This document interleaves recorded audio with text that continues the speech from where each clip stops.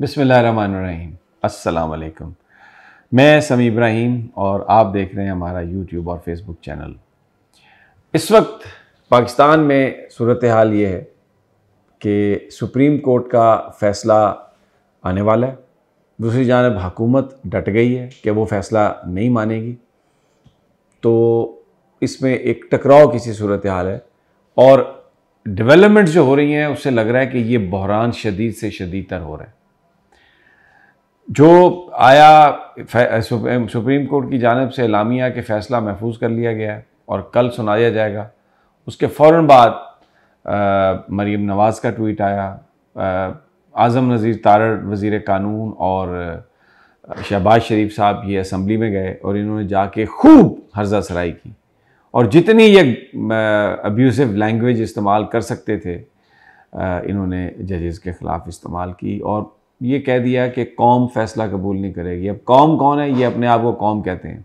इन्होंने कौम का नाम लेके ये कह दिया कि हमें ये सुप्रीम कोर्ट का फ़ैसला कबूल नहीं है और हम इसे नहीं मानेंगे, जो कि आइन की सरीहन खिलाफ वर्जी है।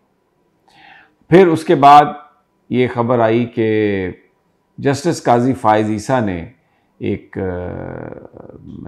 रजिस्ट्रार को एक लेटर लिखा और उसे कहा है कि तुमने जो सर्कुलर के ज़रिए ये बताया कि जुडिशल ऑर्डर जो है काजी फ़ाइज़ ईसा साहब के बेंच का, उस पर अमल दरामद नहीं करना, ये खिलाफ कानून है, आप ये नहीं कर सकते थे और अब आपके लिए बेहतर है कि आप वापस चले जाएं। रजिस्ट्रार जो है वो सुप्रीम कोर्ट का इंटरनल एम्प्लॉय भी हो सकता है, लेकिन अभी जो सेटअप है वो वफाकी हुकूमत जो है वो एक देती है ऑफिसर को, तो वो बतौर रजिस्ट्रार काम करते हैं। तो इशरत अली साहब जो अभी मौजूदा रजिस्ट्रार हैं, काजी फ़ाइज़ ईसा ने उनसे कहा कि आपने एक सर्कुलर के ज़रिए मेरे ऑर्डर को रोकने की कोशिश की है जो खिलाफ कानून है, तो आप रिस्पॉन्सिबल नहीं हैं, आप बेहतर है वापस चले जाएं। वैसे इंतज़ामी जो सरबराह है सुप्रीम कोर्ट का वो चीफ जस्टिस है, लेकिन काजी फ़ाइज़ ईसा साहब ने ये लिख दिया ख़त। उसके फ़ौरन बाद ख़बर आती है कि वफाकी काबीना का इजलास नवाज़ शरीफ साहब ने अपनी रिहाइशगाह पर तलब कर लिया। एजेंडा वगैरह कुछ नहीं उसका बताया जाता।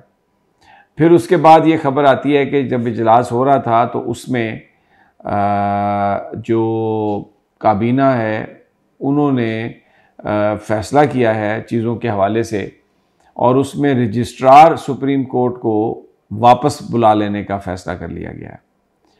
अच्छा जी, लेकिन कहा गया कि जब ये फ़ैसला किया गया तो काबीना का जब इजलास होता है तो वज़ीर साहब भी होते हैं और उनका जो मुतल्लिका सेक्रेटरी है वो भी होता है, लेकिन बताया गया कि जो सेक्रेटरीज़ हैं उनको कहा गया कि आप चले जाएं और यहाँ पर सिर्फ वज़रा यानी सियासी क़यादत रहेगी और ये फ़ैसला किया गया कि जो रजिस्ट्रार हैं उनकी खिदमात को वापस ले लिया जाए।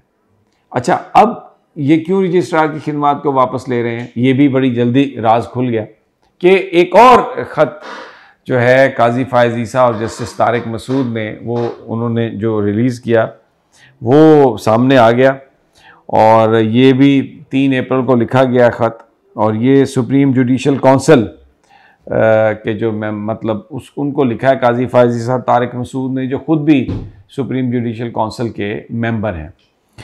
उसमें उन्होंने ये लिखा है कि जनाब रिटन कंप्लेंट्स आई हैं हमारे पास जस्टिस मुज़ाहिर अली नकवी के हवाले से, उनके कंडक्ट के हवाले से, उनकी फ़ाइनेंशियल जो चीज़ें हैं उनके हवाले से, और इसलिए ये बड़ा ज़रूरी है कि आप सुप्रीम जुडिशल काउंसिल का एक इजलास बुलाएं और इन जो इल्ज़ामात हैं इनकी सुप्रीम जुडिशल काउंसिल तहकीकात करे, क्योंकि इंसाफ के तकाज़े ये हैं कि बहुत ज़रूरी है कि अगर तो जज साहब इसमें मुलव्वस हैं तो उनके ख़िलाफ़ कार्रवाई की जाए और अगर मुलव्वस नहीं है तो फिर ये जुडिशरी पर जो एक धब्बा है उसको इससे हटाया जाए। अच्छा, अब ये समझ आ गई इस चीज़ की, ये उन्होंने लेटर लिखा और मीडिया के पास फ़ौरन आ गया और फ्रेंडली मीडिया जो उनका है उसने फ़ौरन इसको रिलीज़ कर दिया। अब आप देखें ज़रा कि रजिस्ट्रार को हटाया जा रहा है, क्योंकि रजिस्ट्रार जो है ये सुप्रीम जुडिशल काउंसिल का सेक्रेटरी भी होता है और ये इजलास कन्वीन करता है, लेकिन ये कन्वीन अपने तौर पे नहीं कर सकता, ये जब जो सुप्रीम जुडिशल काउंसिल के जो सरबराह हैं वो चीफ जस्टिस होते हैं, जब चीफ जस्टिस कहेंगे उनकी कंसेंट से ये इजलास को सेक्रेटरी साहब जो हैं वो बुलाते हैं। अब ये क्या कर रहे हैं कि ये जो रजिस्ट्रार है, इनको पता है कि जो रजिस्ट्रार है ज़ाहिर है वो कानूनी लिहाज से वो देखेगा चीफ जस्टिस साहब की तरफ जो सुप्रीम जुडिशल काउंसिल के सरबराह हैं और उनकी हदायत पर सब कुछ करेगा।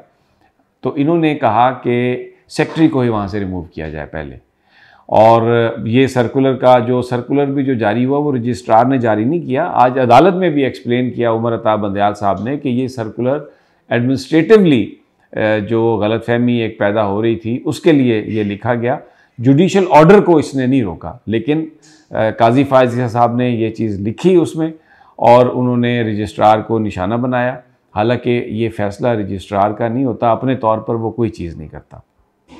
अब रजिस्ट्रार अपना एक काबीना ने ये वापस बुलाया तो फिर किसी ऐसे ऑफिसर को अब भेजने की बात होगी जो ज़ाहिर है जो इनका लॉयल है, तो और फिर वो क्या करेगा वहाँ पे जाके। तो ये इनकी ये प्लानिंग है कि रजिस्ट्रार वहाँ पर ऐसा आ जाए, सेक्रेटरी सुप्रीम जुडिशल काउंसिल का भी और अदालती मामलात में भी, कि अगर रजिस्ट्रार इनका अपना आ जाए तो फिर इसका मतलब है कि काजी फायज़ साहब ने एक तरह से अमली तौर पर सुप्रीम कोर्ट पर कब्जा कर लिया, और चीफ जस्टिस साहब अगर रजिस्ट्रार उनकी बात नहीं सुनेगा तो वो उनके पास क्या इख्तियार रह जाएगा। लेकिन चीफ जस्टिस साहब के पास भी बड़े इख्तियारात हैं, वो अगर चाहें तो वो अभी जो ये काबीना ने जो खिदमात जिसकी वापस ली हैं उसको रोक सकते हैं, उस फैसले को। अगर वो चाहें तो ये इशरत साहब जो हैं ये वहाँ से आ जाएंगे, तो उनकी जगह बाहर से कोई बंदा लेने की बजाय सुप्रीम कोर्ट के अंदर जो कितने डिप्टी रजिस्ट्रार हैं किसी को वो बतौर रजिस्ट्रार काम करने का कह सकते हैं। उनके पास बहुत चॉइसेस हैं। लेकिन जो चीज़ हमें नज़र आ रही है वो ये है कि ये लड़ाई बढ़ती जा रही है और ये एग्रीवेट हो रही है, और ये फ़ैसला इस हुकूमत का कि हम बिल्कुल अमल दरामद नहीं करेंगे, क्योंकि जो नवाज शरीफ साहब की जो इजलास जिसकी उन्होंने सदारत की है उसमें जो उनके क्लिप्स सामने आए हैं उसमें उन्होंने कहा है कि ना तो हमें ये बेंच कबूल है, जब बेंच ही कबूल नहीं तो उसका फ़ैसला हम कैसे कबूल करें। और लोगों से कह रहे हैं कि आप उठ खड़े हों, सुप्रीम कोर्ट, यानी ये बगावत पर उकसा रहे हैं। ये पाकिस्तान के आइन और कानून में इसकी कोई गुंजाइश नहीं है जो नवाज शरीफ साहब कर रहे हैं, जो मरीम नवाज ने ट्वीट किया, जो शहबाज शरीफ कर रहा है, जो वज़ीर कानून कर रहा है, जो मौलाना फजलुर रहमान कर रहा है, जो बिलावल भुट्टो जो बोल रहा है। कोई पाकिस्तान के आइन में इसकी गुंजाइश नहीं है, और ये बिल्कुल सरीहन इनहराफ है पाकिस्तान के आइन से। अभी तक तो अदालत ने रिस्ट्रेन शो किया, लेकिन जो मुझे लग रहा है सिचुएशन, अभी रात बाकी है, देखते हैं कि अभी और इस तरह के कितने ऑर्डर्स आते हैं। लेकिन टकराव शदीद है और सुप्रीम कोर्ट पर ये कब्ज़ा इस तरह से करने की कोशिश की जा रही है कि स्टाफ लगा के अमलन काजी फायज़ साहब जो वैसे सीनियर हैं इसमें, और 6 महीने के बाद उन्होंने चीफ जस्टिस बनना है, कि उनको अभी से चीफ जस्टिस बना दिया जाए। उमर अता बंदयाल और दूसरा सारा ग्रुप जो इलेक्शन की बात कर रहा है उनको फारिग किया जाए, क्योंकि अगर इलेक्शन हो गए तो ये तो पाकिस्तान में तो खान खान हो जाएगी, तो इनकी तो तोती ला जाएगी। ये तो बिल्कुल बीच चौक के में बेचारे मतलब बनाना हो जाएंगे। तो इससे बचना चाहते हैं वो, और कोई आइन कानून की परवाह नहीं है, और इस वक्त जो काम उनके दिल में आ रहा है वो कर रहे हैं। तो वेरी इंटरेस्टिंग सिनेरियो, बट लेकिन बड़ा अफसोसनाक सिनेरियो। और नेशनल मीडिया जो है वो खासी हद तक मेन स्ट्रीम मीडिया इस तरह की जो इनसाइड लड़ाई है उस पर खबरें तो नहीं दे रहा, वैसे ट्रांसफ़र पोस्टिंग्स और वो सारी जो चीज़ें वो कर रहा है। अब आखिर में जहाँ तक जो जस्टिस मज़ाहिर नकवी के ऊपर इल्ज़ामात का ताल्लुक है, आप यकीन करें वो सारे बेबुनियाद इल्ज़ामात हैं। उन पर एक इल्ज़ाम है कि उन्होंने अपनी बेटी की जो ट्यूशन है वो अदा की। वो कैसे उन्होंने अदा की?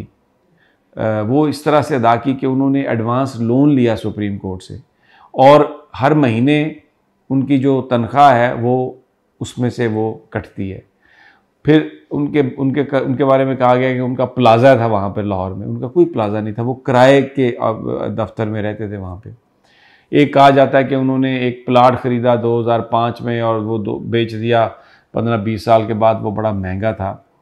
वो 60-70 लाख रुपए का प्लाट ख़रीदा, उसके ऊपर 2 मंजिला घर बनाया, और 16-17 साल के बाद जो बेचा है ना तो उसकी प्राइस 6-7 करोड़ रुपए है, और वहाँ पर जो डीलर्स हैं वो कहते हैं कि ये मार्केट प्राइस से भी कम बिका है।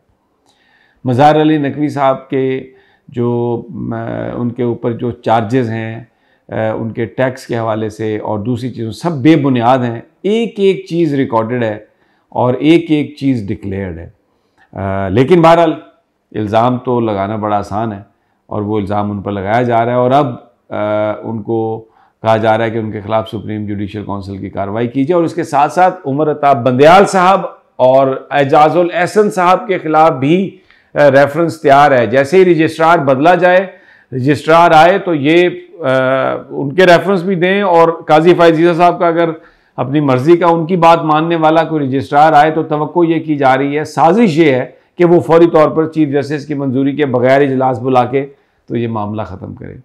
बहरहाल आपको हम अपडेट देते रहेंगे, आप हमें देखते रहिए। अगली वीडियो तक इजाज़त, अल्लाह ने।